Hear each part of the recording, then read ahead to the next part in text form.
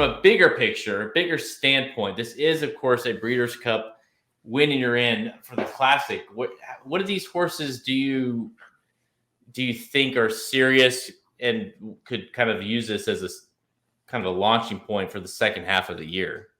The way I look at it, you got two horses that are kind of on the fence, and a win here would go a long ways. The one, Cattle River, and the two, American Revolution. Now, I say on the fence because that last race was not good from him. And maybe he kind of, he left it all on the track last year, the number 2, American Revolution. And maybe he doesn't come back quite right. This is a big race for him one way or the other. So those two are kind of on the fence. A win would really propel them. And then Olympiad and Mandaloon, those are horses that are ranked right now in the top 10 of this Breeders' Cup Classic poll that came out, what was that, Monday or Tuesday of this week. They don't necessarily have to win to kind of stay in the rankings, but they need to have good performances. But those are the two that you take serious coming into this race, Olympiad and Mandaloon, with Cattle River or American Revolution with a big win can jump right up in there. So I'm looking at all 4 of them on Saturday and saying, okay, how do they perform? Who comes out of this? And how do they stack up between those 4? And like I said, the other 3 aren't bad horses. I just don't know that they're Breeders' Cup Classic horses. Yeah, I mean, there's a lot of time, and obviously you've got to start somewhere. And so this is the race to do that for a bunch of these. Even a horse like Mandaloon, we've got to see something from him, right? You talked about the top 10 of the Breeders' Cup. You and I are part of that ranking every week until the Breeders' Cup Classic. And I think you and I, for the top 6, I think you and I were exactly the same, I want to say. And so, and I know number 6, I had Mandaloon, and number 5, I had Olympiad. We'll talk a little bit about Life is Good here in a little bit, who I have number 3.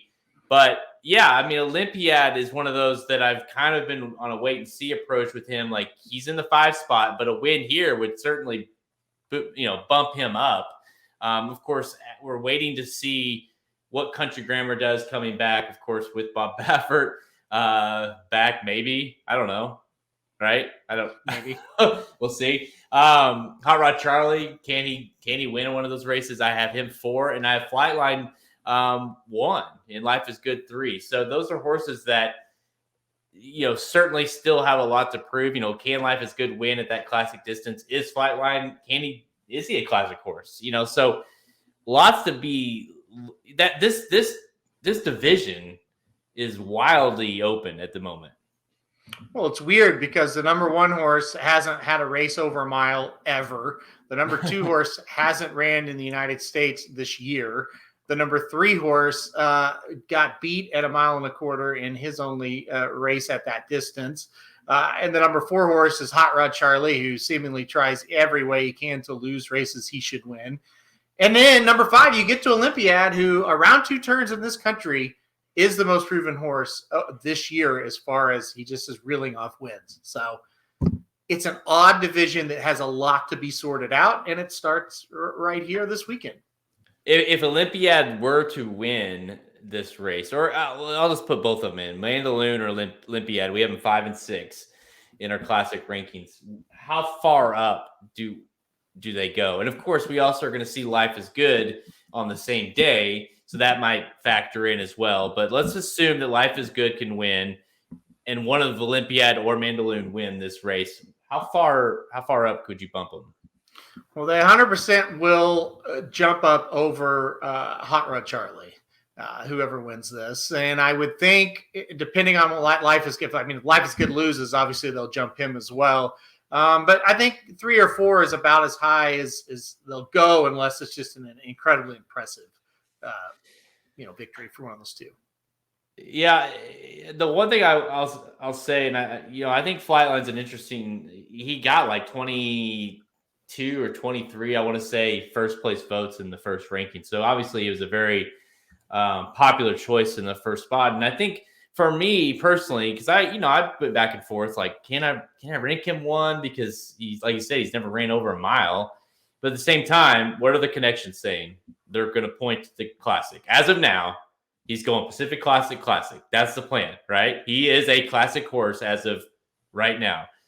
Who's the most talented horse in training right now? I think it's Flightline. So you're telling me the horse that's pointing to the Classic, who I also think is the most talented horse in the country, So that's where I was at. I was like, okay, how can I not? Now, obviously, the Pacific Classic, things could change, right? If we see that he's not a classic kind of horse or whatever, then of course but until proven otherwise, I felt comfortable putting Flightline. And honestly, I don't know, even if Life is Good were to win the Whitney, I don't know if I could bump him out of there. It's easy to kind of sit and talk about scenarios when you don't see the race unfold. Like, Saturday we'll probably have a little bit different opinion on it because, what if it's Olympiad and Mandaluna? They just go head to head the whole stretch and they're 8 lengths clear of everybody else. Well, whoever wins and loses that race, if it's close and they're clear of everybody else, they're not going to gain a whole lot on one or the other, right? I mean, so it's easy to kind of, hey, we're kind of in a bubble here, and this is what we think is going to happen, and this is how we'll rank it. But how they look, how they win, what they overcome or not, will make a big part of it as well. Exactly. In the summer, obviously, like you mentioned, July is going to be hot, and we also we didn't even mention some of these horses on the bottom end, which is like Epicenters and Modonagals and Zandon and early voting, whoever you want to throw in there. These 3-year-olds, like one of those guys, kind of continue to improve over the summer and really shake up that top 10. So yeah, lots to change, but obviously the 5 and the 6, Olympiad and Mandaloun, they look to improve their rankings here in the Stephen Foster